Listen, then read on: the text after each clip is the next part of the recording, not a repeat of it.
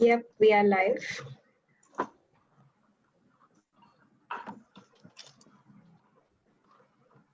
Well, welcome everybody to our final webinar session for this week. I have to say, yesterday afternoon we finished with quite some craziness, really, because we had a whole group of people who were trying to imitate frog calls, and that was the end of the session. So it's Sunday, so I guess today will be a little bit more sober, and hopefully we'll be looking deeply inside rivers as sacred spaces. And of course, we're here today to celebrate Chocolate Milk Day, which chocolate milk was invented in the 1680s by a guy called Hans Sloane, who went to work in Jamaica and drank the local drink and thought, no, that's disgusting, mix it with some milk. So today we're celebrating Chocolate Milk Day. Unless, of course, you're in the US, in which case you may be celebrating Scarf Day today. I hope Parineeta is wearing a scarf as she's about to present.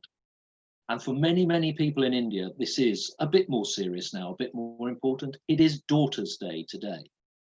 But of course, we're here because today is World Rivers Day. So that's the most important for being here. And on this World Rivers Day, as I look outside, I have typical autumnal Mediterranean temperatures here. The sun's shining, it's in the mid to upper 20s. But I know in Texas, where Parineeta is, they've been getting the tail end of some hurricanes. It's hurricane season over there. I'm not sure what it will be in Pune at the minute. Probably the tail end of the monsoon season in Pune as well. So Parineeta, are you there? Are you still there? Yes, she is. Hi, Here she comes. Steve. Hi, how are you doing? How is the weather in Texas at the moment? Oh, well, we did get some of the hurricanes, but today is a typical fall day, though it's a bit warm. So this transitioning of seasons is happening everywhere, and I hope it happens in India soon, because the monsoon is, playing truant, and it's just too excessive at some places. Right. Well, I remember this time last year I was in Goa, and we had crazy weather all the way through to November. And in fact, I went to do some field work in Arunachal Pradesh and left my wife in Goa, and Goa was hit by a cyclone while I was in the northeast. I'm sure you were hit by a cyclone too after that. Yeah, I just had to contend with leeches, of course. So while we were discussing how this session was going to run, Parineeta asked if I could just give a quick recap of what's gone on during the week. And the main thing we've been wanting to do, of course, is to talk about connections so that we understand how hydrological and geomorphological processes can shape habitat, and then the implications for species from understanding how those habitats are created and hopefully conserved. Species, of course, meaning us as well. We've been all the way from the broad and the powerful Brahmaputra, got it, to tiny hill stream torrents. We've looked at ancient Myristica swamps to small ephemeral pools. We've been to the rushing waterfalls of a Kerala stream to the mangrove delta of the Godavari River. And we've also seen how fresh water drives local economies, how it shapes religious storytelling, and how it's embedded deeply within the cultural framework of this diverse land beyond Sindh. So Parineeta, how do communities hold rivers as sacred, and how does this reverence manifest itself? Our special guest for today, Parineeta. Thank you so much, Steve. Can you hear me? The typical webinar question, I would love to open with that. Can you hear me? Yes. Okay, great, wonderful. So, well, the subject for the talk is rivers as sacred spaces. And I would really like to sort of, take this opportunity of looking at what does sacred mean it means so many things for so many different people. But let's just start with understanding what does that mean in the subcontinent. Can I share the screen? Can you? Is it visible? Yeah, it's on the way. Yes. Yes, we have it. Okay. So I would like to start with this picture, which for me sort of sums up what does a sacred river mean for us in the subcontinent. Rivers are sacred throughout the world in many senses. In many countries, we've had some of the greatest changes in river governance happening through giving rights to rivers as human beings, which sort of started in New Zealand, but it had a very long history. And we'll go on and see how rivers have been sacred in, sacred as in they have a sanctity which is bigger than the human lives around them only.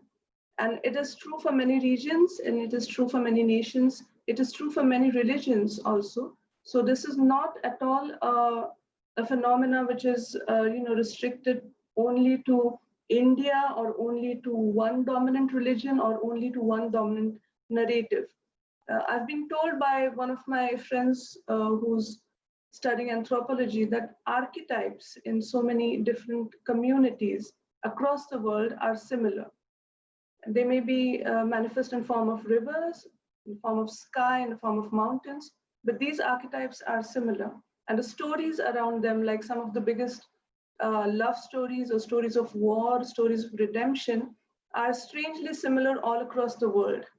And so is the case with rivers. So I would definitely like to say that what we have in Indian subcontinent is something that we share with human communities across the world. Having said that, I would also like to definitely highlight one thing, that Indian subcontinent is a land of stories. It is a very storied land. We have stories for everything. And as we all know, stories have been at the heart of human development. It is what made us survive the bleak ages across and survive one ice age and reach where we are. It was the stories and the communication. And in those stories, our subcontinent, the Indian subcontinent, with all the rivers that we share, is extremely rich. And right from the most ancient texts that we find to the most contemporary texts, films, poems, and songs, we see the reflection of rivers everywhere. And that, I think, is slightly different than how it has been manifest across the world. And that is because of the actual relationship that we share with rivers. So I have I have a bit of a I'm a bit hesitant using the word sacred, because rivers are not only sacred to us. What they are is that we have a very intimate relationship with rivers. If you look at Bengal, if you look at Assam, if you look at even Kerala, parts of Kerala, even the drought affected parts of Maharashtra and Gujarat, the stories of rivers are not always stories of praise. There are sometimes these are stories of absolute anger and dissolution. And the only thing that they reflect is this very intimate relationship that we have with rivers. And I think that is something which does give us hope and does show that there is so much more to be saved. This was a fantastic session, Steve. The entire, I've been looking at the videos on YouTube, and what it underlined is what we would, is what we are discussing today. What it underlined is that rivers are not only channels of water. They are connected with the ecology of the land, with the geology of the land, with the stories of the land, with the communities of the land. And that is what makes them rivers. Otherwise, they could have been canals, they could have been pipe systems, but they're not like that. They're so much more, and they give us so much more because of this quality of connecting places and ecosystems and communities and making us this citizen of one river basin per se. even though that river basin may be crossing the boundaries of so many nations, like say Mekong or even the Ganga basin. So let us start. I love this picture. This is Mr. Shailendra Patel. He may even be at the webinar today, of a veteran activist, and what he is doing actually is what makes rivers so special in the Indian subcontinent. He is actually worshipping a crystal clear source of water, which is in the midst of, you can see, garbage. And it's about to be developed upon, but he's fighting it. And what holds it very near to him is that he calls this the Jala Devata. And he thinks that this has something bigger than what he is. And I think that something bigger than us is, I think that is what sacred is, and nothing more than that. So again, I'm starting on this note. These are my colleagues and friends from Jeevit Nadi from Pune, and they have cleaned a stretch of river. They are protecting a stretch of river, and God here, the sacredness of this place, is not something they are afraid of. You can see that they are friends with it. So I think it's fantastic. Here you can see Monpa Buddhist monks in Tawang region. Tawang region is in a far-flung region of Arunachal Pradesh, and Monpa Buddhists are some of the gentlest monks ever. And you can see them here. What they're saying is, our rivers are sacred, and let the rivers of Tawang flow. And this is, I find this very special, that the gentle monks actually came down on the street, they fasted, they have been protesting, it's still going on. They have taken so much of brutality to protect their rivers. And I think this is very special, because sacredness sometimes removes us away from the river in question, like it's happened with Ganga. Ganga is damned, Ganga is polluted, Ganga is, on its deathbed, but we still hold Ganga very sacred and close to us, because, and it's not like that here. So I find this very special. So this is, can I go back a bit? Yes. So this is, again, I'm not too much into hymns and shlokas, because I think they're very one-sided, and they only praise and they only talk about cows and money and sons. So it gets a bit, it needs some reinvention. But this hymn from Atharva Veda is very close to me, because it actually tells the origin of the word Nadi. Nadi is what is most essential to a river, most central to a river. And the etymology of words are very beautiful. It's in riparian, it's in rivers, but in Nadi, it is the essence of a river, because Nadi means Nad, and this hymn means that you broke from the shackles of Ahi, or the Vritra, which held the rivers back, which was supposed to hold the rivers back, and you flowed with a roar, and you are the roaring one, you make the Nad, and hence you are the Nadi. And this, I think, is so special, because, one of my friends who's a veteran activist, you must have heard his name, Neeraj. Neeraj went to the Teesta Basin, and the first thing that he told me was, the river is so beautiful, but it is silent. And there's this very famous book by Patrick McCurry, it's called Silent Rivers. And I think people who know the rivers know that there is something very wrong with the rivers if they're silent. If their name itself is the roar, the Nadi, the Nad. And that, by the way, is Lohit, a free-flowing river in Arunachal Pradesh, which is threatened by a number of hydel projects. This is actually a site of one of the hydropower projects being planned. This is also the Parshuram Kund, which has a beautiful story unifying the two lands. These are some hymns, again, which I absolutely love. They are from our epic Ramayana, which has been so politicized that we forgot that it was actually initially a very beautiful poem, a poem of love, a poem of duty, a poem essentially of nature and love of nature. And some of the hymns actually talk about the ecology of Ganga. They talk about how the river flows, how it sometimes turns and how it stops, and sometimes it has ripples, and sometimes it has pools, and sometimes it's braided, the channel is braided, sometimes it's meandering, and it's really fantastic. Again, it is a look at the river as an ecosystem and not just a vessel to grant merit. I think that's important. It also talks about dolphins, dolphins of Ganga, so which is interesting. And at a time when we are politicizing the issue of Ramayana so much, it can be a good time to actually give some attention to the ecology of the Ganga and also the dolphins. So, yeah. Like I said, rivers are venerated across religions of the world, and this is in India. So many rivers are called Ganga, right? Right from and that is something like a unifying factor, and that's not only in India; it's again in the subcontinent, because Ganga.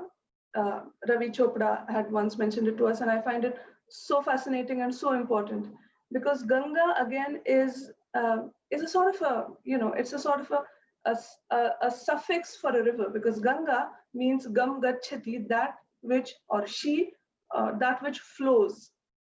So the flow is inside. And so many rivers are Ganga for us.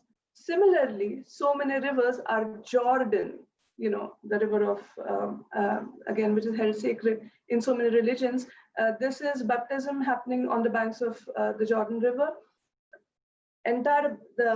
This concept of baptism and St. John the Baptist is very interesting. It is very deeply connected with the river, and it predates Christianity in a fantastic way. It's found across the world in many places where it predated Christianity. It is linked to the Midsummer festival, which is again very close to the river. This is a form of religion called Mandaism, which holds rivers like Tigris and Euphrates and Jordan again sacred. Like we talk about Ganga and we call each and every river Ganga, they call each and every river Yardena or Jordan. Again, that unifying factor, which is so wonderful. This is a different form of the same Baptist, the St. John Baptist nativity, but all happens on the 24th of June. And so many things happening across. Give me just 1 minute.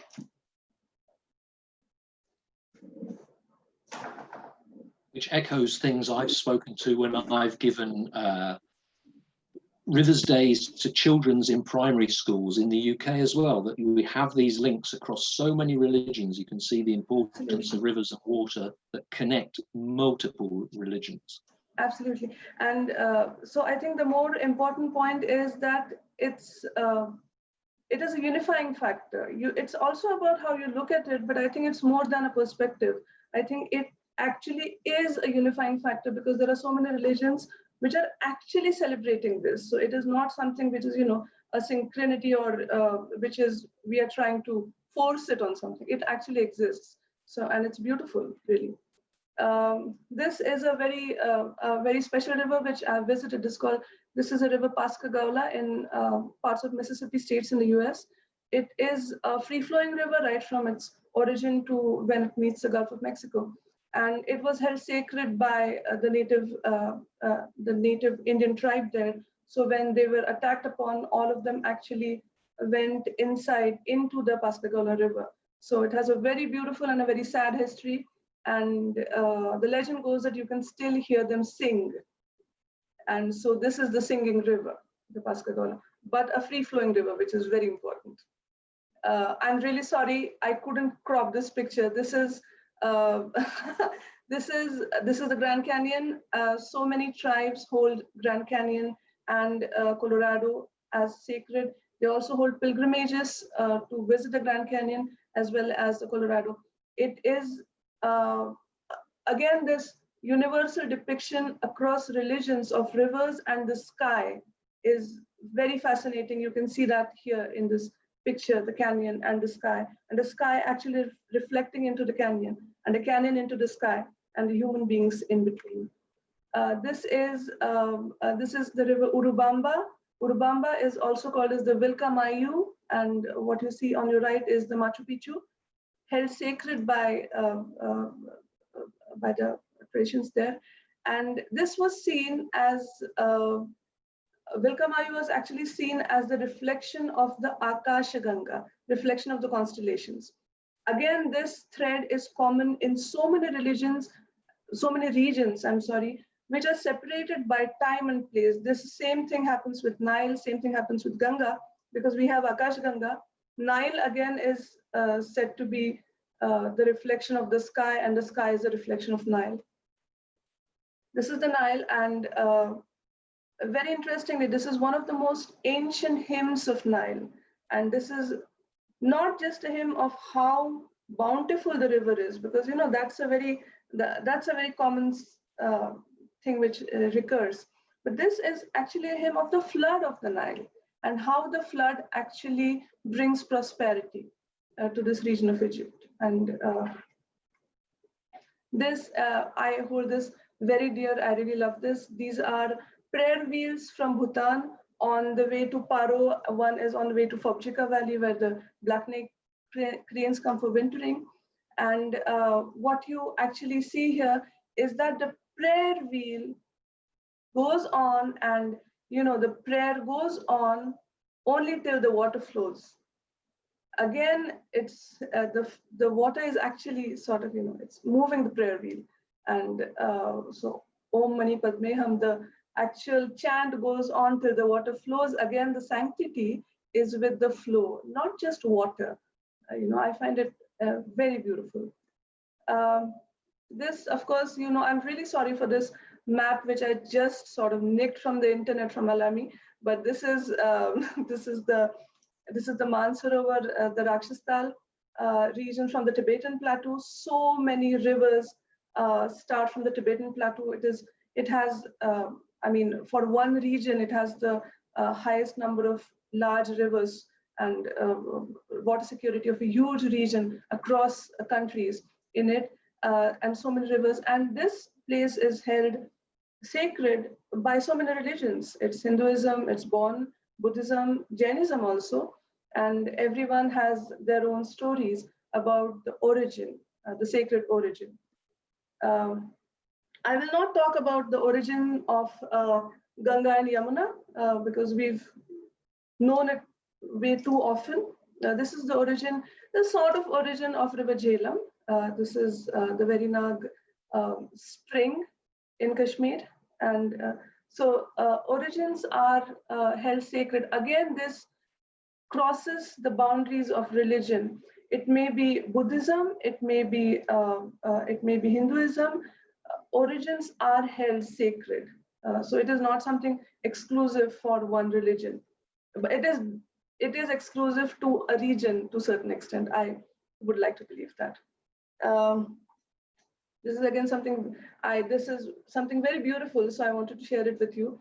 The place where the Jhelum meets a small stream called Sindhu is a place where for centuries there has been a chinar tree, and that chinar is actually where the pilgrimages happen. So and the saying goes that the chinar doesn't grow, it doesn't wilt, it just stays as it is. It's a symbol of stability right in the middle of dynamic river system. Again, something very lovely, which I really like, the paisley design, as you know, which is so typically Indian, the paisley, which is the seed of the mango, sign of the seed of the mango, is actually used in so many art forms. It was very popular in the British fabrics at one point of time, but it's actually a sign which is found in Persian rugs and carpets. What is that sign? That sign actually is the curve of River Jhelum, and that's how that's how that sign. And this is actually Srinagar with it's a shawl, it's a pashmina shawl with the Jhelum River and Srinagar actually mapped out so beautifully on it.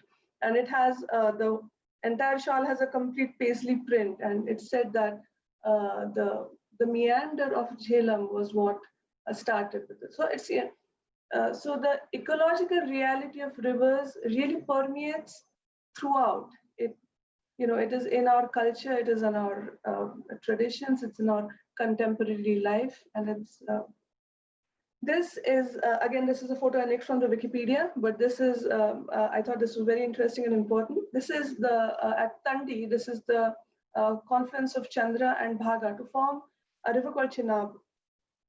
Fantastic! It's a wonderful river.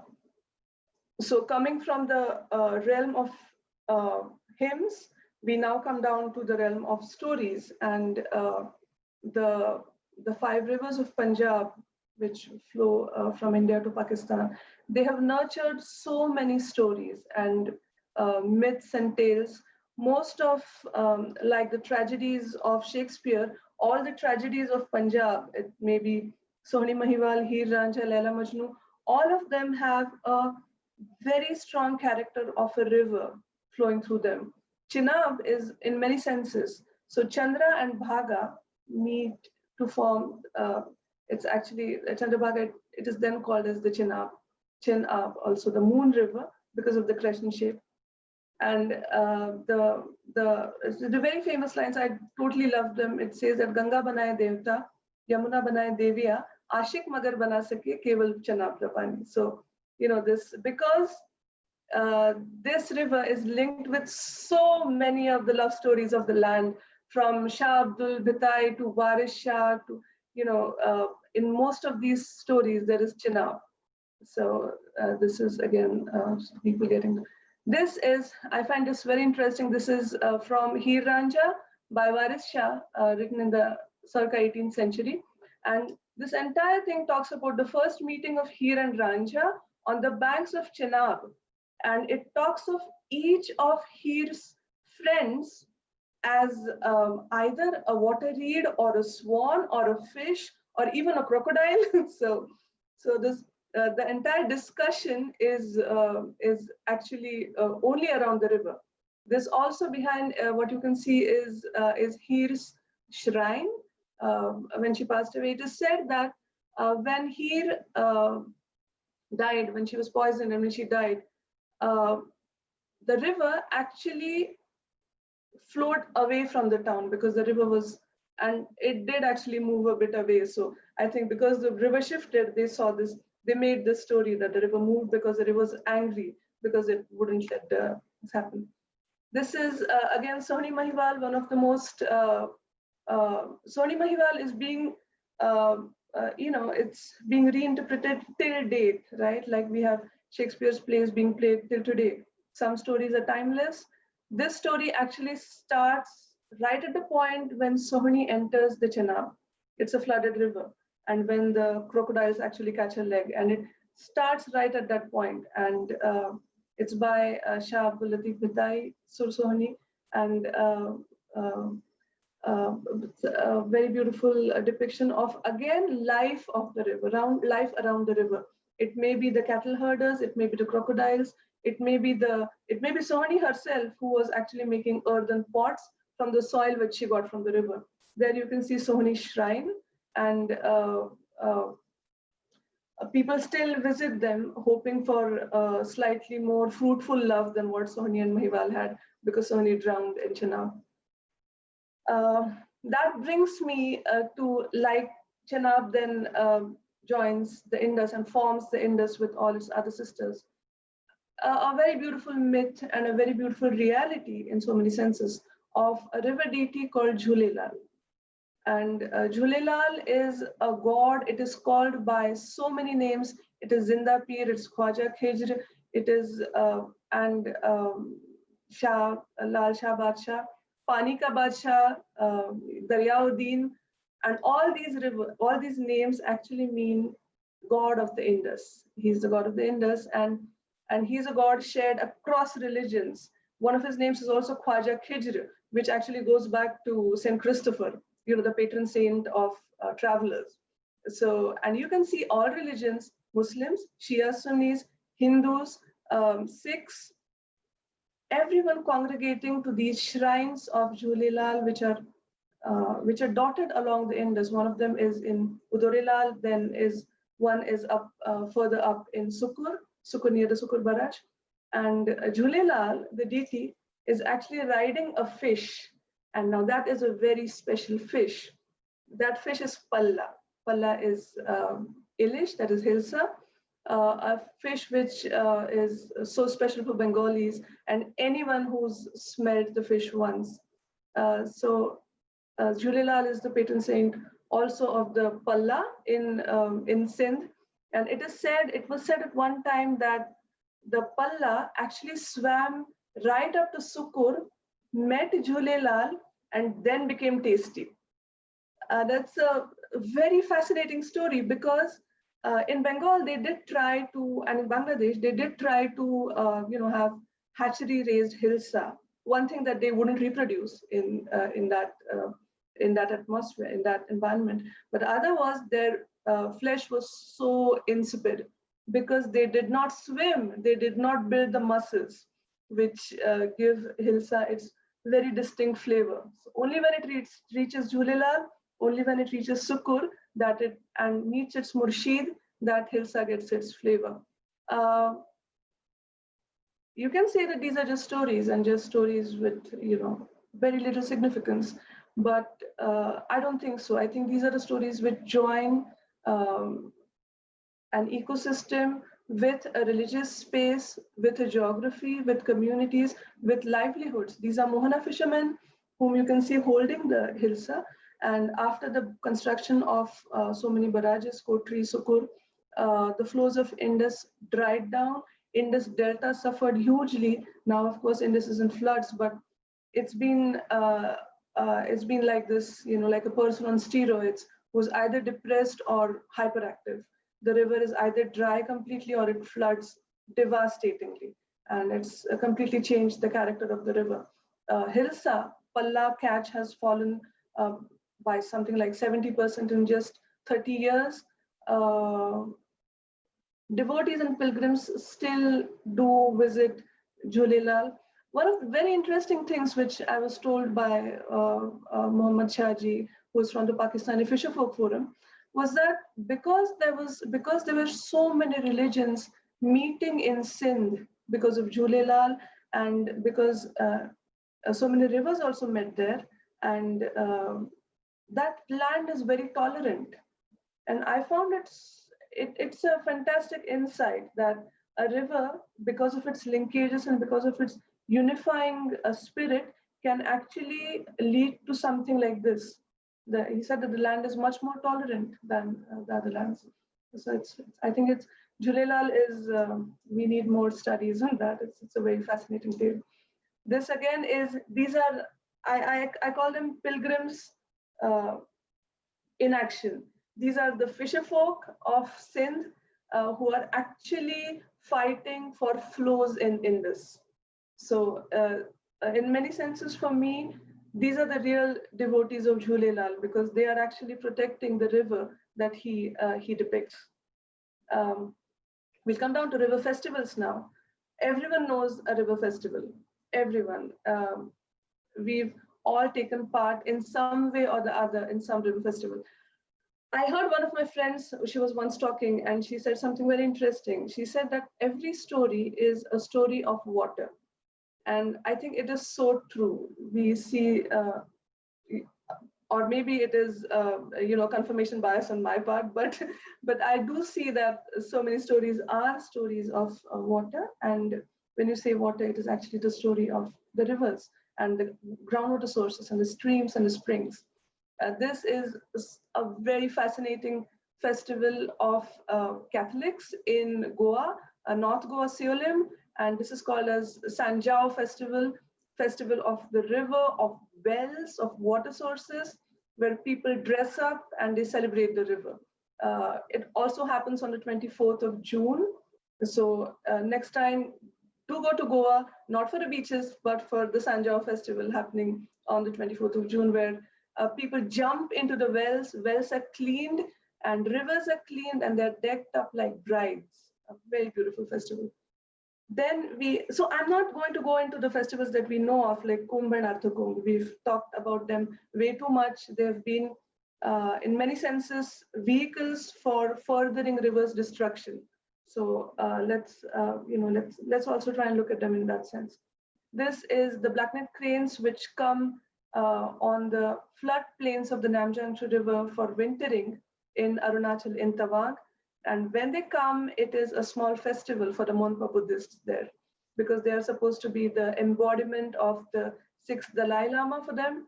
So this is again a river festival, which is slightly different. These are this is Nadi Hebba, which is a river festival on Tungabhadra. And what you see on the left upper corner is again a very special festival for me. It's called Adi Perukku. Adi Perukku happens in Tamil Nadu, when the first happens in the month of Adi, that's August, around August, when the first freshets of Kaveri enter Tamil Nadu. And this is actually a festival of the first freshets of the water. And it has its, you can find its references right from the epic Silapattikaram, which is circa what, 2nd, 3rd century, which is again a celebration of Kaveri in so many senses. And this is a very interesting festival. On the bottom, it's the festival of it's Adujan Shipra River, getting borrowed water from Narmada. The devotees won't bathe in Narmada because Narmada is a virgin river, but same water, if it comes to Shipra, no one bothers, because this is not about the river, it is about gathering merit. And I think that's the distinction. When blackneck cranes come on the floodplains of Namjangchu, it is about the river. It is not about people collecting merit or punya, but with very highly institutionalized festivals, it becomes a very personal quest of collecting merit, and then rivers really don't count there. This is again a river festival with so much difference. I had absolutely enjoyed being a part of this. This is a small river called Shalmala in Uttar Kannada and Shirsi, Karnataka. This river further joins Bedti, which is one of the few free-flowing rivers in the Western Ghats. It was supposed that it was the river bed itself was a university of sculptures. So students learn sculptures in the riverbed itself. But what you can see here is on the island of this river was this huge gathering. It seemed like a religious festival. See, there are, Pandits and Pujaris. What are they doing? They're exchanging files. What are these files about? The small Shalmala River is actually threatened by a dam. And the celebration was actually about how can we save the river. Fantastic celebration of thousands of people coming together with this common thing of saving the river. This again is a very beautiful shrine. This is called as the Nadi Jhatka, which is a place where the god actually protects the small boatmen. This is on this island of a river called Aghanashini in Kumta in the Shirsi, Kumta Taluka, and this is on an island which has a protected mangrove forest as a sacred grove. So the sacred grove here, and these are the Pandits who come in a boat to actually worship the god here, and he is Babrulingeshwara god, is a god of the mangroves there. And this is, I think, one of the few, because I will never say one of the only one. The world is too vast for that. But this is one of the few mangrove sacred groves right at the mouth of River Aghanashini, a free-flowing gem of a river supporting thousands of livelihoods and ecosystems. These are the mangroves of Aghanashini, protected mangrove sacred grove. So now that we talked about, we did talk about rivers as goddesses and venerated, but veneration and sacredness is a very risky business, because along with it comes comes despise. And some of these rivers, Ahilya was cursed in Ramayana, but she in one of the versions, she was also supposed to be a dry river. So her curse was that you will be a dry river. And there's actually an Ahilya in Trambakeshwar, which is dry. And she joins Gautama, which is the sage. So she joins Gautami river, and only then she gets water. I think there cannot be a worse curse for a river than to say that you will be a dry river. But then the one in the middle is River Karmanasha. It was said that if you touch the water of this river, all your merit will be lost. There are many stories and fables about it, but one of the most logical explanations is when you crossed Karmanasha, you entered the territory where Buddhism flourished. So this may be one of the ploys to keep people away from that. So this is Karmanasha. The other that you see is the cover of a book of poems. It's called Kirtinasha. Kirtinasha is a name given to Padma in the Rajshahi district of Bangladesh. In the 19th century, Padma actually, Rajshahi was a very flourishing town, but Padma, being Padma with such a huge baggage of so many things, she eroded parts of Rajshahi. The kingdom was nearly destroyed, and her name became Kirtinasha. So then we also have Falgu. So we also have rivers like Johila, which no one worships, and they are supposed to be, So with holiness comes unholiness. So this entire holy thing is very problematic in some senses. Okay, so let's come to fish sanctuaries. Throughout India, it's throughout the subcontinent again, actually throughout the world, because this also is present in Southeast Asia in many countries. But there is this very beautiful concept of fish sanctuaries, wherein not only the fish are protected, but also a patch of river is protected. So this is something like sacred groves, an entirely community conservation effort, which is aimed at protecting the fish. Mostly these are mahasir, but it's, you protect the river stretch, and there are so many fish species which are going to come there then. But but these places are teeming with mahasir especially. So there are so many such sanctuaries throughout India. I've been very fortunate to visit some of them, extremely beautiful places. However, they receive no protection. Some of them are being made into community conserved areas as conservation reserves, but most of them receive no protection whatsoever. So for centuries, communities who have been protecting these patches, there can be a dam coming in the upstream or the downstream, and the fish sanctuary can be completely affected. And it's not that it's that it's something that we are thinking of. It has actually happened in so many cases. I will show you some of them. This is a Yenakal fish sanctuary on Netravati. Netravati basin in Dakshin Kannada has this really dense concentration of such fish sanctuaries. This is Yenakal fish sanctuary. Just upstream, a small hydro project is planned. Now the problem with mini hydro projects, which are below 25 megawatts, is that they don't need any clearances. And what that means is that these small things can come up anywhere at any place without any clearances. And there are so many other issues involved. We'll go into that later.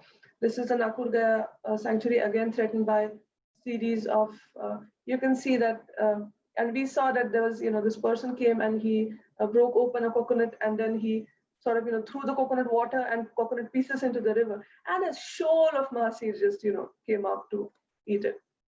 This is again, this is actually the dam site of a mini hydro project, which is a fish sanctuary. So it is that bad. This is Sringeri. You can see Sringeri fish sanctuary. This is Chippalgudde, right next to Vinayak temple. This is a very, I find this, it's a very dear fish sanctuary to me. This is on the river Kar, which is a tributary of Savitri, a west flowing river of Maharashtra. And this place is called Valinkonth. And it's a fascinating story. You can see a small temple up there. The pujari of that temple actually comes and he claps when he has to throw puffed rice. And when he claps, it's like, this a feeding frenzy. The mahasir just congregate after he claps. and then he throws the puffed rice, and they leap up like it's a beautiful sight. These are rare fish, this is a rare river, and it's a fantastic story really.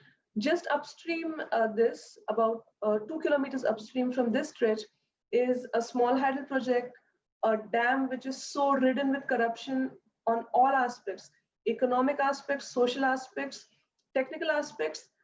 It is not yet complete, but if it does get complete, then it will be transferring water from this valley to a different valley altogether, destroying this sanctuary for electricity, which will be too costly for anyone to buy. So, but when I talked with the fisheries department, they had no clue of this sanctuary. I mean, fisheries in India has reduced to hatcheries and reservoir fisheries. So river and fisheries sort of just don't exist. This again is a fish sanctuary very close to Mumbai. People from Mumbai, please go and see it. Admire this. This is about 120 kilometers from Mumbai, close to a middle Vaitarana dam, which supplies about 400 MLD water to the Mumbai metropolitan region.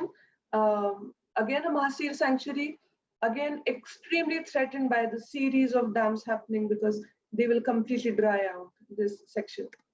And the communities have been so so particular about protecting. They don't even, I was saying that I'll just cast a net to check the species of the fish. You are just not allowed to cast a net there. And who are these people? These are tribals, for whom fishing would mean so much of economic benefits, and they are letting go of that.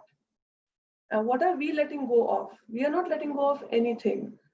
We want to go to Char Dham and have a Char Dham Yatra to go to the origin of the rivers while destroying the rivers themselves. So I think this difference is very striking. This again is sent by my friend Malvika Chauhan. These are from Uttarakhand, Golden Mahasir. This is a Mahanadi Basin, a temple of Huma. It shows that if you catch Mahasir, there's this statue right on the banks of this sanctuary. So it very clearly shows that if you catch Mahasir here, you are going to be turned into a stone statue. So, no matter how much you try, you can't cut that fish. So, just a year back, I visited a very beautiful river in, so we talked about Nadi, right? So Nadi being Nad, the sound. There are so many rivers named on that, right? There is Dibong. Dibong is bong, that's the sound of the river. Then there is Gadgadi in Maharashtra, which denotes the flow with the stones of the river. This is Simsang in Meghalaya, which then becomes Someshwari in Bangladesh. Simsang again talks about the noise of the water, which it makes tinkling noise. And this river has, well, about 10 sanctuaries throughout its length in Meghalaya, completely protected by the community. Now the fisheries department is also helping the communities with, helping in a very gentle way, not really interfering too much with it. And fantastic Mahasir sanctuaries throughout the length of the river. Strangely here, there is not so much of a sacredness or a religious taboo associated with it, even though there is a very, a sane sense of resource management, which I find even more interesting. So this is Simsang Mahasir fish. These are from Arunachal. We come from Meghalaya. We come right back into Maharashtra. These are the smaller water sources in Konkan. Nearly every water source has a small temple associated with it. This is the Dhamapur Lake with its temple, a very beautifully forested catchment. These are sacred groves. Many times we know that, that sacred groves are associated with water sources, sacred groves are associated with origins of rivers, but sometimes sacred groves are also associated with fish sanctuaries. This is a sacred grove in the Terikol River Basin in Sindhudurga district of Maharashtra. That's like, just not really northern Western Ghats, but part of Western Ghats north of Karnataka. This is a very dear friend, Malhar. I know he's here. Hi, Malhar. And what he is actually showing is a fish sanctuary close to a sacred grove, which is now an otter sanctuary. Government would have had to spend, crores of rupees, have to had a very heavy bureaucratic structure which wouldn't work effectively, to have something like this, which is happening without any costs and happening so effectively and so beautifully. Terekol again is a seemingly free-flowing river with dams only on its tributaries, main tributaries. Um, this is a very interesting sacred grove of the fragrant screw pine, Ketaki or Kevada as we call it in Marathi, Pandanus species, next to the Terekol River. So the first time that we saw it, and this is very important in controlling bank erosion because the root systems are so well developed that they do not let any erosion of the banks to happen. And this is a precise sacred grove right next to the Terekol River. This again is a river called Dabhir. This has a very beautiful story which says that this is a perennial river in the Western Ghats. And in this village, they do not sink any wells because there is a perennial water source here. And the story goes that the river, Bhagavati, which is the river itself, the river is the goddess. The river goddess actually told the villagers, do not sink any wells, use the river water. There are no wells in the village. They use crystal clear perennial river water, which is now threatened by a string of mines happening all across the watershed of Dabhir. So if you look at the loss of on these terms, it is invaluable. It is absolutely invaluable. This cannot be compensated. So there's a dam coming up there which was washed away by the river. Coming to the end, this is so we're just trying to look at sacredness again. Ganga is supposed to be so sacred for us, the entire country. This is Ganga at Haridwar, where it is supposed to be at her, divine best. A completely dry Ganga, made so by the Bhimgowda barrage. And from here, from the Bhimgowda, the upper Ganga barrages, the water is transferred. And what is actually Ganga Ghats in Haridwar is the Ganga canal, whereas the river is dry. And our sense of sacredness and our sense of collecting individual merit is so skewed that there is actually a parking lot inside the Ganga river, whereas the devotees actually worship the Ganga canal. And I think this schizophrenia happening of one system which celebrates cranes and fish and trees of a river, and one system which wants personal merit through only water of the river.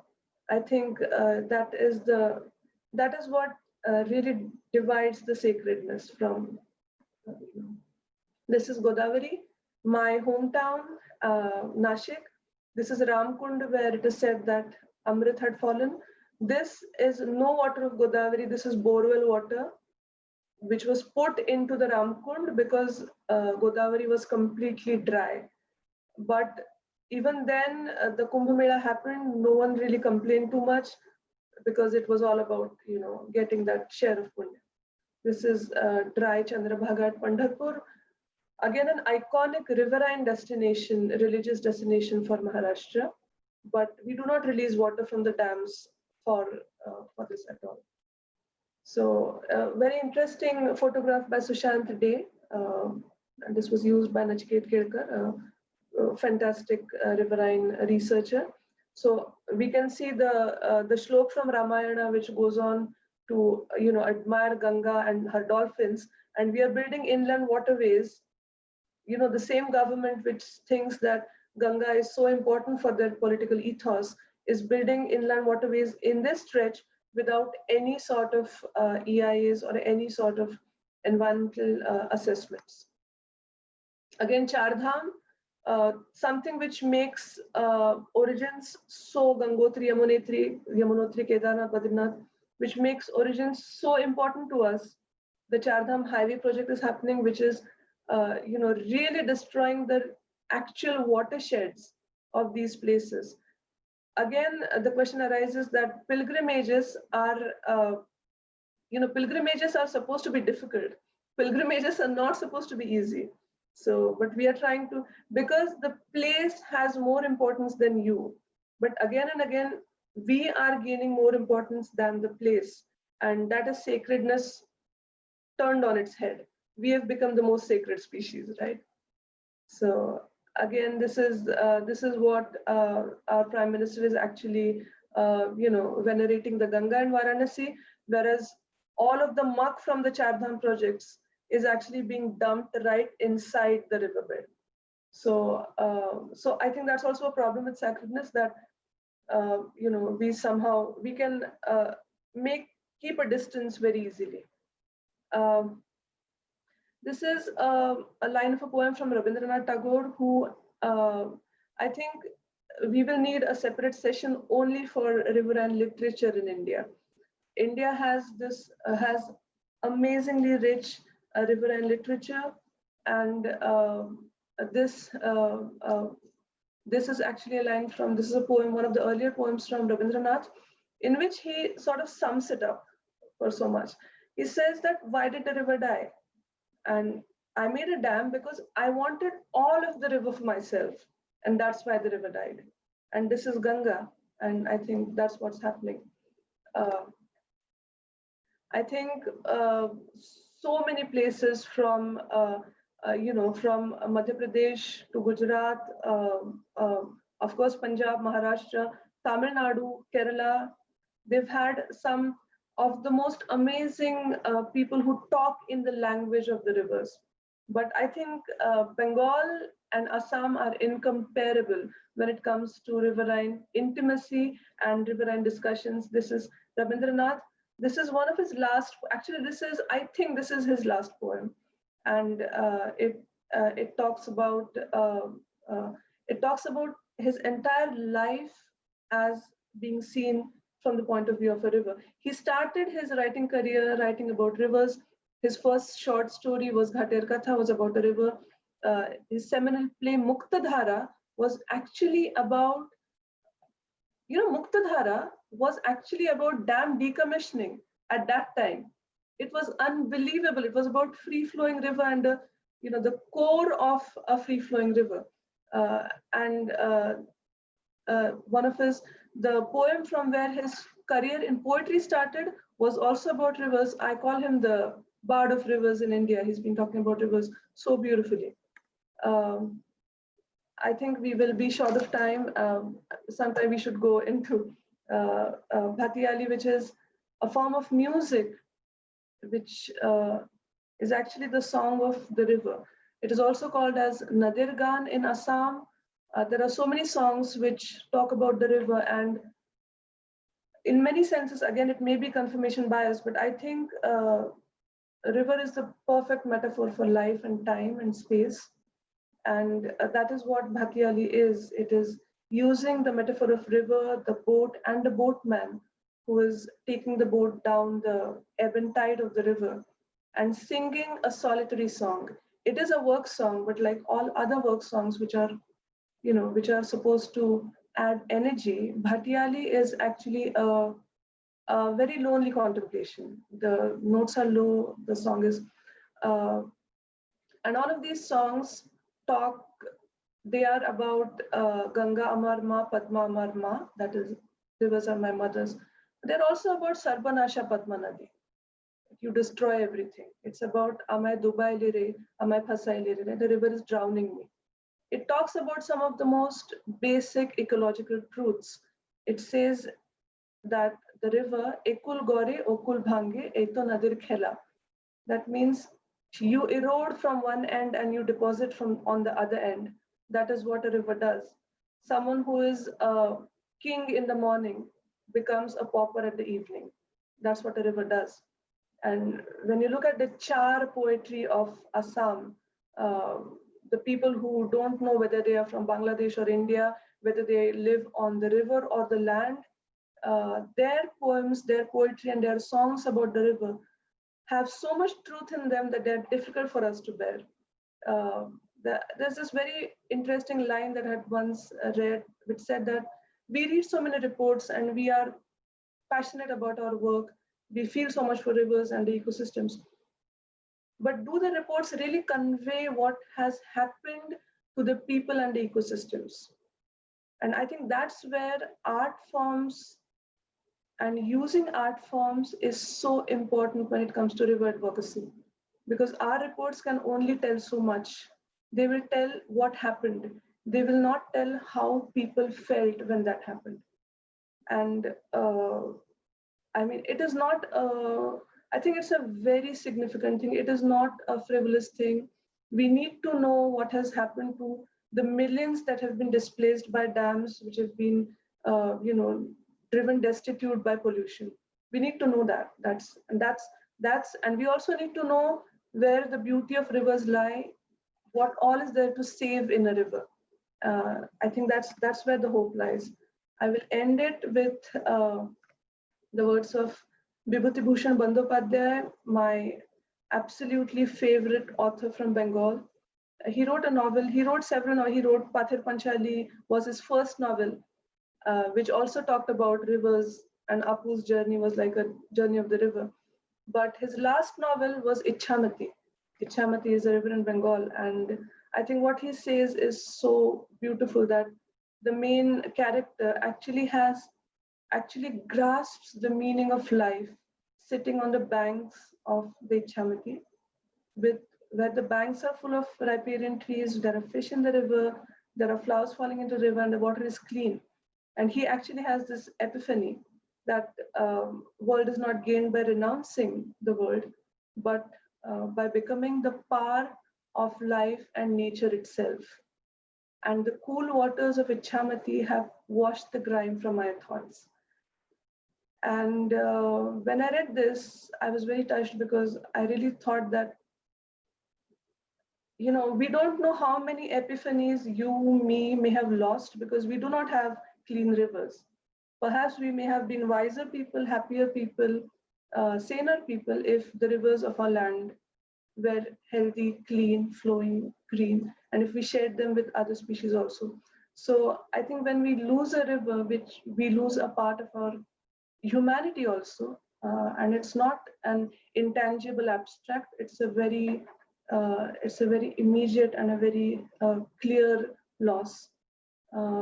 So I think, yes, rivers are sacred, rivers are a part of divine, so are we, and so is the world around us.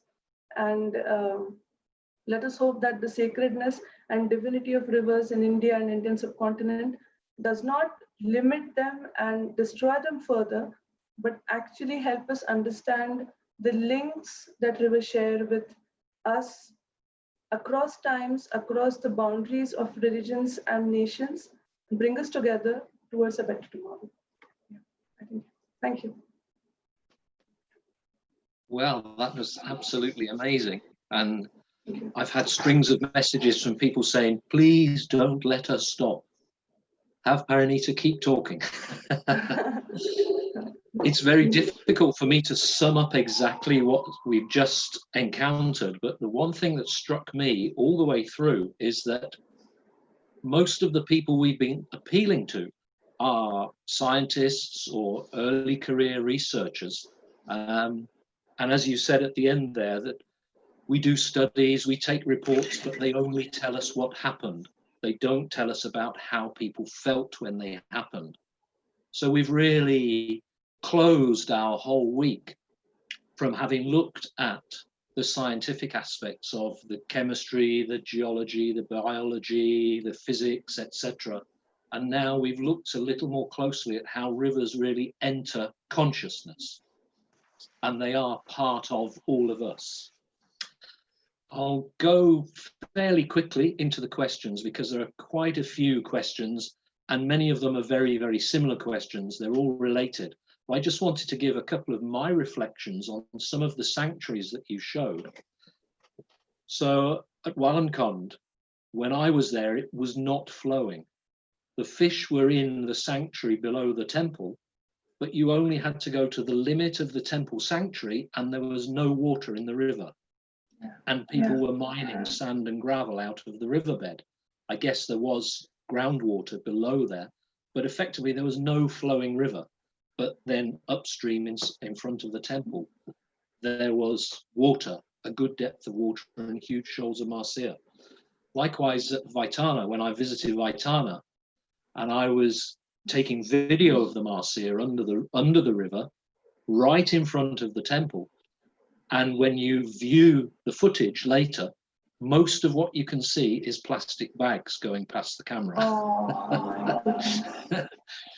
And then you mentioned Simsang as well. I've not been to Meghalaya, but I've discussed this river quite a bit with people in Meghalaya, and then also Yes. with people in Bangladesh, where you have this fantastic sanctuary or series of sanctuaries in Meghalaya. And the minute the river crosses the border into Bangladesh, all of the trees are cut. Yeah. All Even in Meghalaya, there are so many coal mines, and they're really affecting Simsang. But yeah. Yes, absolutely. So we'll just we'll jump into some questions, and the one that came in first actually is quite detailed. If I can zip back to it. Can I see the questions also? How do I see the Yeah, questions? can you, if you click on chat in the taskbar at the bottom of your screen, and maybe if you, Yeah. Mm-hmm. And then I'm looking at the one that came in at 3:26 p.m. from Srinivas, and talking, it's the obvious question. In India, a country where rivers are held in high esteem and sacredness, why are most of the rivers still polluted? Is it simple negligence? And he also goes on further to say, how do you see the future of Indian rivers in the next 20 years? Yeah, well, I'll be saying something which may be slightly problematic, but it needs to be said, I guess, because I really think that the bigger rivers like Ganga and Yamuna and Godavari, one of the reasons for their downfall has been their sacredness. And that I don't mean it only from the Kumbh Mela point of view, that there is only Kumbh Mela or something like that. We have seen, my friend has interviewed people in Ganga where it is absolutely fetid, but the people say that the water is polluted, but Ganga is not polluted. Ganga cannot be polluted. And this this conception that whatever happens, the river is, I think, it's a parallel between women and rivers here. Again, the same thing. You as a society, you give some superhuman attributes, and then you're sort of, you escape from the responsibility of treating them as they are and not as what you assume. And I think that's so. In that sense, I think sacredness has been a bane of bigger Indian rivers. In so many other countries, you see origins of rivers protected as protected areas. I stay at a place where San Marcos River originates, and it is protected as a protected area, as a protected park. Is there a sacredness given to it? Is there religious significance? No, because they are looking at the river for its own ecological characteristics, and not something written in some scriptures for them to gain merit on a person. I think, it's very problematic. I mean, it's yeah. Sorry. And it could be, as I opened, Yes, we have this idea that today is Daughter's Day. So again, it may simply be a patriarchal society imposing things on the idea of rivers, which is part of the downfall. Yeah, sort of it is. And also about how do I see rivers in 20 years? I'm very optimistic. I'm an extremely optimistic person per se. I also get very disturbed when people say that, Indian rivers are only bad and polluted and dry. They are that, of course they are that, and it's really sad that they are that. But that's not the whole story. We have some of the most amazing rivers. We have some of the most amazing coexistence of communities, of ecosystems, of life forms and the rivers. We are, mega diverse country in terms of fish species, in terms of aquatic plants, in terms of just the river diversity. And so there is so much to be saved. And I'm really hopeful with the coming generation, the way they stepped up for dams happening in the Dibang Basin Italian, or the recent, the way they're coming together against the EIA 2020 amendment or the RA struggle, I'm very hopeful. My only problem is we need to understand rivers in a very scientific way. The problem is the youngsters today do not have any forum or any platform to actually study that. And that's a real issue. But otherwise, I think, yeah. I think more and more people, I always believe that people do become slightly, intelligent down the years. They do understand, learn from the past mistakes. Yeah. And if I can give our team a little pat on the back, that's part of the reason why we decided we have to exist. So we have this platform, we have videos where people can learn. Just an extra note, Deepti, who I've worked with on Kaveri, and she said that Shalmala River Conservation is, it has a riparian, the entire riparian zone is under legal protection. So that's part of I think that was done by Bhalchandra Hegde. And then again, so many community and conservation reserves happened in Karnataka, Kaveri, Agnashini, Kali, then again now a part of Tungabhadra is now an otter reserve. And these are the new sacred places. These are the new pilgrimages. Like Nehru said that time, I think we need to say it now that, these are the places where the divinity lies. Yeah. We had a question from Sanjay, who is in Indore, and he said, many rivers do not have a publicly known name. Could this be one reason why they're disappearing? So the name of that they don't have name. Nama. Name? Sorry, that's Kannada. Yeah, name. That's okay. Yeah, well, don't let me start on the name of rivers because I don't stop because it's the entire. Well, let me just take a bit of a time. But there's a story by Sunil Gangopadhyay. It's called Nadir Nam, Ekti Nadir Nam or Ekti Nadir Galpo. Yeah, Ekti Nadir Galpo. That means a river story, and it is actually about changing the name of a river. A father who loses his daughter in a river actually wants to name the river after his daughter. And he tries so hard to change the name of the river. And he can never do it. He puts on boards of the change river name, Anjana. He goes to the government offices. He does everything. He asks everyone, how do I change the name of the river? And I think that raises the very important question of who names a river? How is a river named? And sometimes there are rivers which are rivers, except, these Sanskrit names do not really have anything to do with the swabhava of the nature of the river.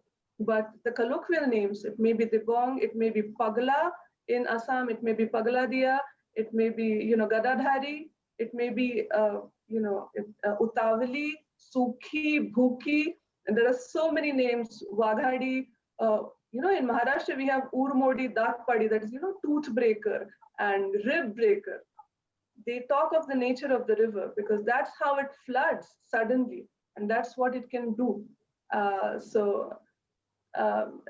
I mean, Advait Mala Burman wrote a whole book on, name of the rivers. So, yeah, and it's a very interesting question. I think what he said. There was this river in China, which was Wunting, because it was moving too much. The king wanted to build embankments, but it wouldn't have embankments. So the only thing that he did was he changed its name from Wunting to Yunting, that is, going straight. But it's very fascinating. But yeah, yes, I think it's very important. And then Arun Kumar, who said India has such a good history of sacred rivers, so many stories, rivers are worshipped, and worship is being carried out in places on rivers. So he asks, what has gone wrong in the last century? So we may need to debate amongst ourselves, is it the last century? But he does say the last century or so, that many people have stopped worshipping or respecting the rivers. He wonders, is education to blame? And is government action really the answer? I think he did touch a very important nerve, that it really has been something to do with the last century. And that has been because of colonization and because of the British rule. The first thing which happened was the governance and the ownership of natural resources went from the community to the government. And it is seen all over, right? It is seen from rivers to forests to mines and minerals. The ownership, which was with the community owned the river. It had a direct responsibility with the river. There were problems. I mean, nothing was, absolutely, was good. Nothing can be completely good or bad.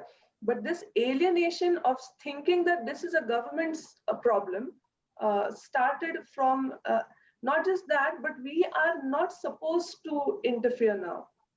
And this has its, even now in Rajasthan, there was a problem when there were so many johars being built. The government said that you are actually, reducing the flow of the river.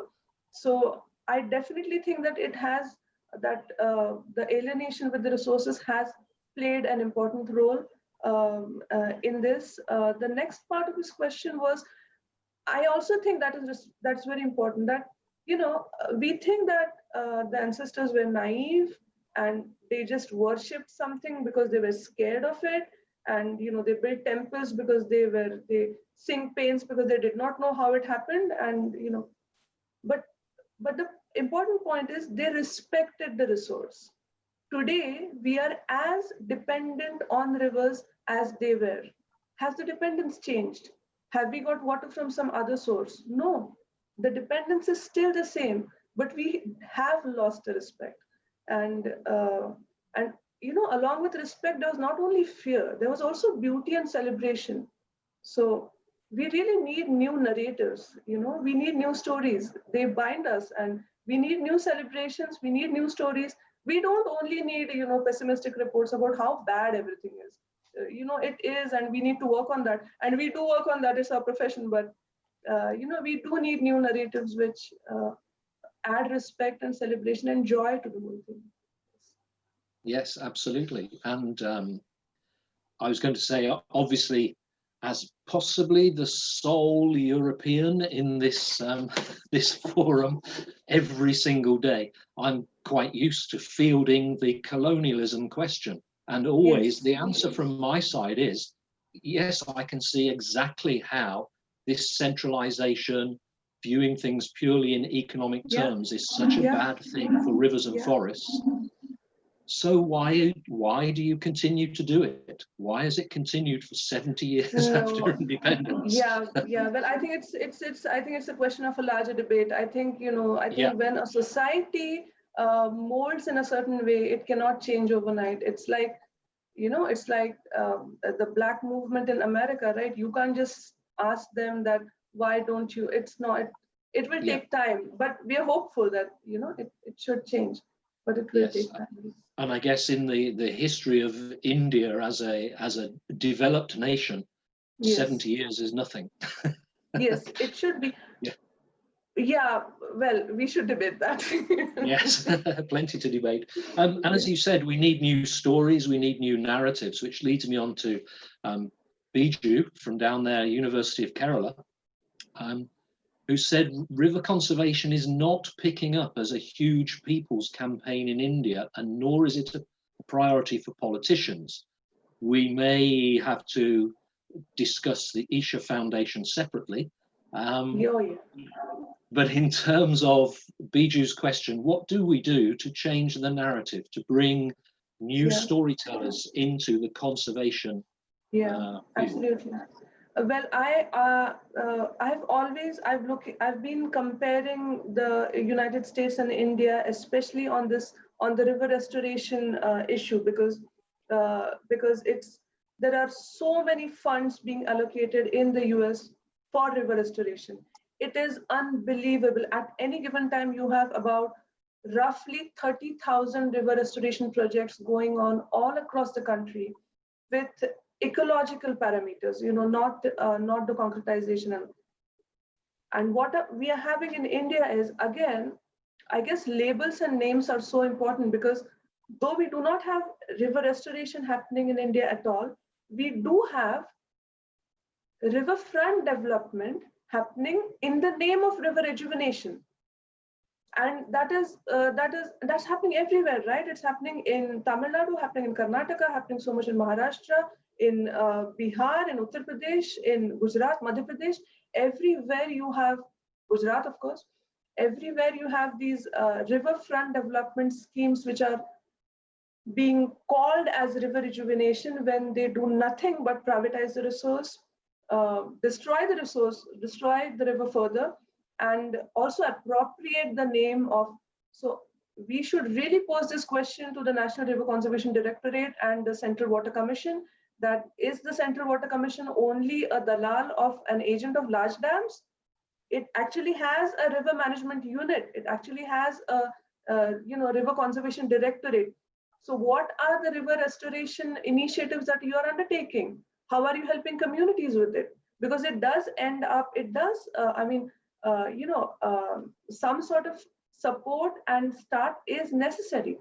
So do we know a single river restoration government funded initiative in India?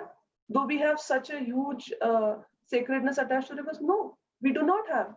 The only river restoration initiative is riverfront or dams or sewage treatment plants.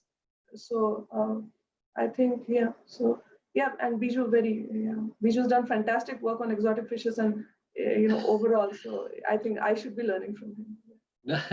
Well, this is another point, and I just mentioned Madhura, that she said along the lines of it's important for everyone to understand the whole ecosystem approach, and is conservation of rivers possible only by upholding their sacredness? And I think we've covered quite a lot of this now. Yeah, so I will jump to fish briefly. But I would definitely like to support that.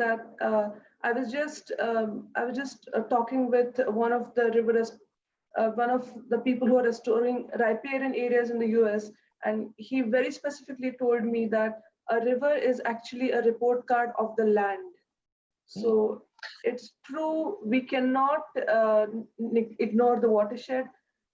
We really, and I think, that should have been, that should have reflected from my talk, and I absolutely accept it. It's very important. Yeah. Imperative. And just a short while ago, Dr. Jagdish Bhai he raised a hand, which was very polite. Thank you, sir. But then he dropped his question in the chat bar as well. And he said, I'd like to know your views on fish fauna in Indian rivers, but I can tie these two together by saying what you just said about government funding is something that I talk about all the time in my presentations on fish, that there are crores and crores of rupees available for breeding non-native fish that fisheries departments throw into rivers. Yet for me to accurately identify a Marcia species, one of the sacred fish, an avatar of Vishnu, I can't get any funding. So it's this whole funding, government funding thing is important. We really need to get the fisheries experts together, and we have to analyze the efficacy of hatcheries and breeding programs. We really need to do that, because that's, again, greenwashing happens in so many ways. It happens in e-flows, it happens through hatcheries all the time. The answer to all fishery woes is to install a hatchery, and we need to know how they're functioning. We don't have sort of a report on any hatchery and what it did to the riverine fish population. Yeah, and again, as Rohit said, who's been throwing in questions almost every day, as well as he said, lovely presentation, Parineeta, absolutely fantastic. He also said the technocratic, bureaucratic attitude on rivers has been difficult to break away from, which I guess is the reason why we felt, our life team, that we needed to finish this whole thing on World Rivers Day with something that was more inspirational, not quite so structured and just looking at the science, which is the reason why we needed a fantastic speaker. And we've had one today in Parineeta. Thank you so much for that. Thank you. We're going to wrap up very soon. There's a few more things that we need to do. So I'm just going to jump here for 1 minute and share my screen. So hopefully you can all see this now, and say a fantastic thank you to Parineeta. I did want to mention something we've spoken about a few times, not only on this platform, but in other platforms over this week, is about e-flows. And I've been answering questions on e-flows. We had some questions in our Facebook group about e-flows as well. And Parineeta, along with the sadly missed Lata Amanta, wrote a primer on e-flows for South Asia Network on dams, rivers and people. I tried to track it down. I have a copy myself, but I tried to track down the source on the website, but it seems that it may have been removed because it was May 2012. I'll send you the link, yes. Okay. What I wanted to say, because I think Himanshu is on here as well, so between you, can you bring that to the top? And also maybe as a final closing thought, because lots of people are talking about e-flows, including the government, dam planners. Is that primer still relevant? Is it up to date? Is there more we can do to change the dialogue on e-flows? Because as I mentioned to you in conversation, and I've said to other people, I feel the only e-flow that works is 100%. Anything else is damage. So 25% e-flow is not 25% e-flow, it's 75% damage. So are we talking about e-flows in the right way? Question from me to finish. Yeah, well, people were, I mean, including me, we were a bit, we did think that in the newer projects, e-flows can be something which can help mitigate the impact of dams, at least to an extent, right? So you have a basin like Tista, where 44 dams are planned with the entire now, and all those are run-of-the-river dams, and they are said to be sustainable, clean, green, and the usual jingle of whitewashing jingle of dams. But the river bed, the river channel was completely dried out. The same was the case with Upper Ganga, and the same is the case with Himachal Pradesh. Same is the case with Western Ghats for so many dams. So we did think that something needs to. The way the e-flows discussion evolved and the way it is right now, it is very clear that it is not working. There have been CAG reports which say that e-flows are not being released in the rivers. The entire, the entire responsibility of releasing the e-flows and also monitoring it is with whom? The project proponent. It's like the wolf is actually guarding the pen. And more than that, I think when you have a diurnal fluctuation, like in terms of in Lower Siang or in Lohit, where it's not only about the 20 hours of no flow, it's also about the 4 hours of extremely high flows, which is going to wash away everything. What are you going to do about that? I had asked this question in an eco-hydraulics conference in Norway, and I had told them about the change in the diurnal fluctuation happening in Siang from about 5,000 cumecs or 2,000 cumecs was the difference. And I was told that nothing can be done for this. This is beyond repair. It cannot be. And what is happening with e-flows is also in case of Ganga, the new government did try to tout the Aviral Nirmal Ganga all the time. But what is happening is e-flows are being released from turbines, the very nominal flows, 20% lean season flow. And even then, premier institutes like CIFRI, Central Inland Fisheries Research Institute, which actually should be working towards the welfare of inland fisheries, is recommending flows which are even lower than 20%. They go down till 12%, and that's what this institute is doing on the, payroll of dam companies, unfortunately. And I think that it is very sad. E-flows is being used as it does look like a greenwashing option. Having said that, it is also true that the existing dams need to release e-flows. It is not. And what is this about Ganga Basin all the time? Is India all about Ganga Basin? Is it not about anything else? Is it not about Kaveri? It's not about Godavari? Is it not about, Narmada, Shon and Johila? It seems like the entire water discourse and river discourse in India has suddenly started and stopped with Ganga. And it's highly problematic. So also the e-flows have to be released from the existing dams on Sharavati, on Kaveri, on Krishna Delta, on Godavari Delta. So about the primer, the still MOEF's thing is 20% lean season, 20-25 non-lean, non-monsoon, and 30% monsoon. So I think it holds true. We definitely need more people working on this subject though, and also discussing with the EAC of the MOEF, which has now become so closed and so difficult. But yeah, has to be done.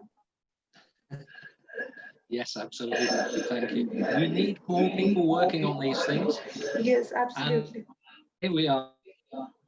Somebody had his microphone on.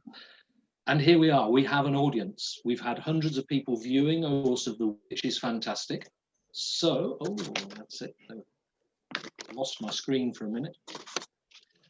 So it remains for me to up the entire series. There's some interesting stats coming out of this and some of the things we tried to do specifically.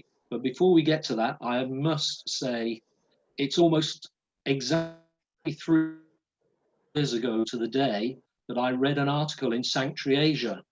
And this comes back to the story of here, is it HIR from the Chenab, where all of her friends in the story are fish or otters or crocodiles. And I read this article in Sanctuary Asia by this guy called Gopakumar Menon, who was working on otters on the Kaveri. And he was talking about the issues he faced within the river, one of which was the stocking of a non-native species of Marcia, which made me stop and think, and I had to talk to Gopa. So we got in contact, we started talking, and since that time we've realized that we have to work together. Even though his otters eat my fish, everything that we have in common is the river, the habitat, the riparian areas. It affects both of our work. So we have to work together. And hence we've ended up with this platform now, Learn Indian Freshwater Ecosystems. So there's a big thank you to Gopa and of course to Sneha and to Anuja. Anuja is backstage somewhere. She'll join us very shortly. I just wanted to say all questions that have been posted across all 7 days, we've kept every one of them. A lot of our experts who've joined us over the course of the week are members of our Facebook group. It's a private Facebook group. You do need to answer the question to be accepted. Once accepted, you can then come and ask questions of some of these experts you've been listening to over the course of the week, and we will usually share the questions that you've been asking as well. So with that, that's all from me just for a moment. I'll hand over to Anuja, who is there somewhere, muted at the moment, but she's going to come in and say a few words as well on behalf of the rest of the team. Yeah. Hi, Steve. So thanks, as usual, you're a wonderful host. And Parineeta, that was really, I mean, the comments say it all. It was a really brilliant talk. It's always fascinating to hear you, and even more fascinating to follow you on Facebook and read your daily posts and all the wealth of information on rivers that you have to share, especially even the SANDRP, your writings and the work that the network and the website does. So thank you so much for agreeing to be our closing speaker. And so quickly, I just wanted to share a few things with you all, as this credit page already says that it took us 3 months of planning. So it was a very serendipitous meeting that Steve, Gopa, Sneha and me had over a couple of Zoom meetings to discuss collaborations. And I think it was just a pure passion for freshwater systems that we were like, we have to make this life network, and things just started falling into a place, the Facebook group, the logo, and we thought that let's make this pandemic a bit productive. So we decided to have this webinar series. So thanks once again to all of our expert speakers who dedicated their time and replied to all of our emails and set time aside for this webinar series. And I think it's truly a success with the level of engagement that we've had. And also what we wanted to do was a bit ambitious. We tried to have some of these talks in regional languages as well, and then have them subtitled in English so that we could reach a wider audience, especially since we're talking about rivers. But it was a bit ambitious for just the short time of planning that we had. So in the future, we are planning to at least repeat a few of our sessions of this week in Marathi and Kannada, and also have more purely regional vernacular language sessions in the future. So if anybody has any ideas for webinar sessions that we could do, please email them to us at freshwatereco@gmail.com. Also, your comments, feedback, suggestions are also very welcome. So over to you, Steve. That's all from me. And as Parineeta said, as Biju mentioned in the chat, as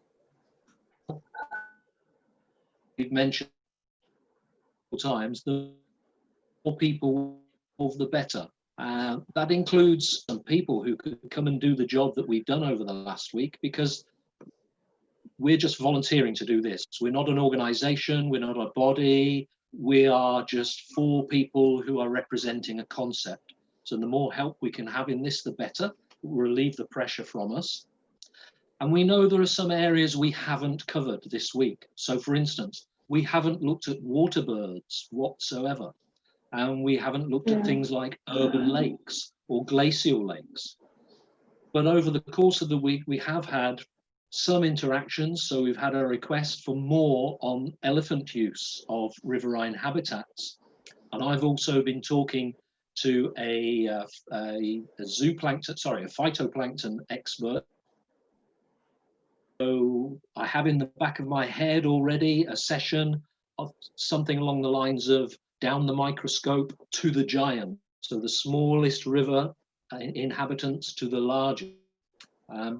We've all talked amongst ourselves and with some other people about doing webinars on voice from the river, particularly fishermen who are involved in small-scale subsistence fishing, possibly farmers who have impact on a river environment as well, rice farmers in particular, who Gopra and I have worked with. And then also, I'm in contact with 4 different bodies who do various types of local community river cleanup. So we'd like to pull those together into one session. One of them Parineeta mentioned, and we may have a couple of their members here, which is Jeevit Nadi from Pune. So it'd be good to involve them, who do mass community mobilization cleanups and art awareness alongside. And then we have some other people who are doing slight takes on the cleanup. There's some of those we like, but we'll need your help to do it as well. So if anybody out there would like to put up a hand and volunteer, please feel free. And as Anuja said, freshwatereco@gmail.com. Join us on Facebook, look at our Twitter page, subscribe to us on YouTube, and together we will be stronger, because none of us operates in isolation. River habitat is about connections, community. See you. Thank you. Thank you.